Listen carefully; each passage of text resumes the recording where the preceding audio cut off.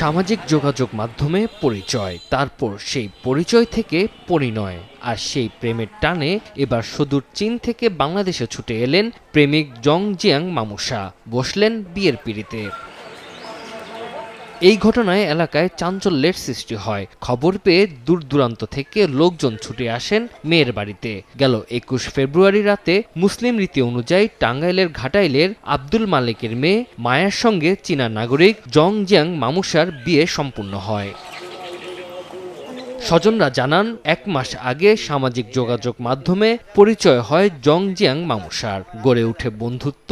কিছুদিন না যেতেই সে সম্পর্ক নেয় প্রেমে। এরই মধ্যে মায়ার বিয়ের কথাবার্তা চলতে থাকে। বিষয়টি জানানো হয় মামুশাকে। পরে ১৮ ফেব্রুয়ারি ভালোবাসার টানে চলে আসেন পাঁচটিকুড়ি গ্রামে।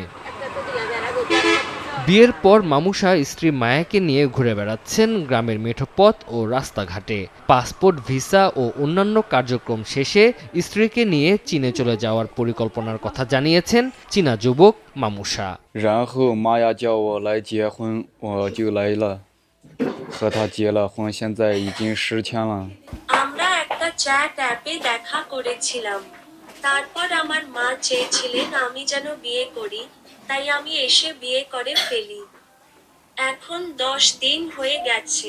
আর স্বামীর সাথে চীনে যেতে ইচ্ছুক স্ত্রী মায়াও। ২-৩ দিন পর আরেকটা আপুর মাধ্যমে ওরা আমাদের বাড়িতে আসছে লোকেশন হিসাবে। তারপরে সবাইকে জানানোর পর আমাদের বিয়ে দেওয়া হয়েছে। যেহেতু আমার জন্য আসছে তাকে তো আর ফিরিয়ে দেওয়া যাবে না, এর কারণে আমি সম্পত্তি দিয়েছি, এর কারণে আমরা বিয়ে করে নিছি। ভবিষ্যৎ পরিকল্পনা সেটা আমি জানি না সামনে কি আছে, তবে আশা করি ভালোই হবে। চীনের গাংশু প্রদেশের সানজিয়া টাউনশিপ গ্রামের বাসিন্দা জং জিয়ান মামুশা।